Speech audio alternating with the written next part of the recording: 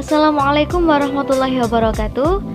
Saya Dewi Suci Masula, Prodi Pendidikan PPKN Universitas PGRI Adibuana Kampus Lamongan angkatan 2019. Di sini saya akan menjelaskan sedikit tentang rekayasa kurikulum IPS SMP. Oke, materi pertama yang kita bahas yaitu landasan pengembangan kurikulum. Landasan ini terdapat 4 pokok pembahasan. Yang pertama, landasan filosofis kurikulum. Yang kedua, landasan psikologis kurikulum. Yang ketiga, landasan sosial budaya. Dan yang terakhir yaitu landasan ilmu pengetahuan, teknologi, dan seni. Oke, kita bahas satu persatu. Yang pertama yaitu landasan filosofis kurikulum. Menurut Permendikbud nomor 68 tahun 2013, landasan filosofis dalam pengembangan kurikulum menentukan kualitas peserta didik yang akan dicapai kurikulum, sumber dan isi dari kurikulum, proses pembelajaran, posisi peserta didik, penilaian hasil belajar, hubungan peserta didik dengan masyarakat, dan lingkungan alam di sekitar.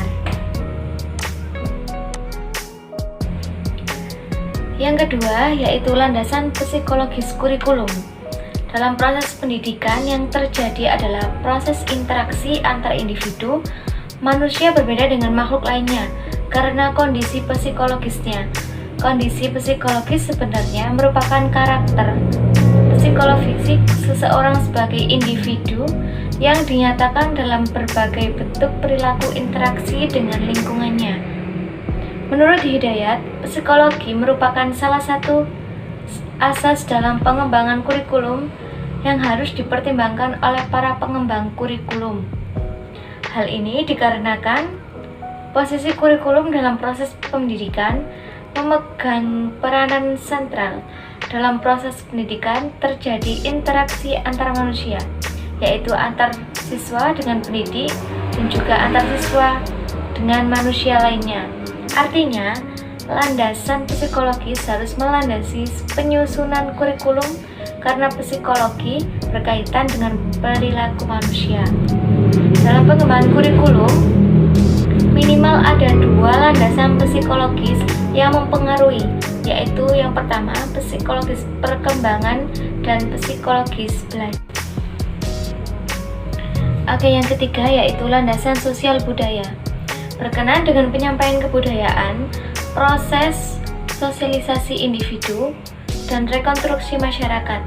Masyarakat mempunyai norma-norma yang harus dikenal dan diwujudkan peserta didik dalam bentuk perilakunya. Karena peserta didik harus hidup dalam masyarakat, maka masyarakat harus dijadikan sebagai suatu faktor yang harus dipertimbangkan dalam pengembangan kurikulum. Hidayat mengatakan bahwa kurikulum suatu satuan pendidikan berfungsi bagi masyarakat dan pihak pengguna lulusan. Kurikulum akan menentukan kualitas lulusan melalui penyusunan isi kurikulum yang sesuai dengan keahlian dan kompetensi lulusan yang dibutuhkan oleh masyarakat.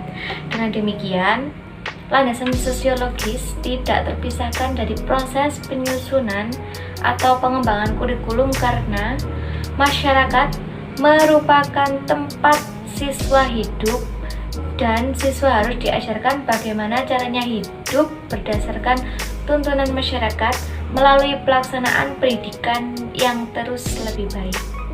Oke, yang terakhir yaitu landasan ilmu pengetahuan, teknologi, dan seni. Lebih jauh lagi, Hidayat mengatakan baik secara langsung atau tidak langsung, perkembangan ilmu pengetahuan dan teknologi berpengaruh terhadap pendidikan. Perkembangan teknologi industri mempunyai hubungan timbal balik dengan pendidik.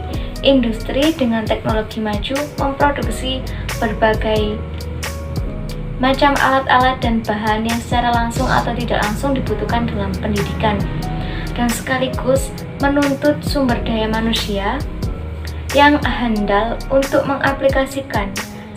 Selanjutnya, Olive dan Gordon mengatakan bahwa perkembangan ilmu pengetahuan dan teknologi telah mampu mengubah tatanan hidup manusia, terutama dalam bidang transportasi dan komunikasi. Dengan lanjut, Kurikulum harus bisa mengakomodasi dan mengantisipasi laju perkembangan ilmu pengetahuan dan teknologi untuk kemaslahatan dan kelangsungan hidup manusia. Oke teman-teman, itu tadi sedikit penjelasan tentang rekayasa kurikulum IPS SMP.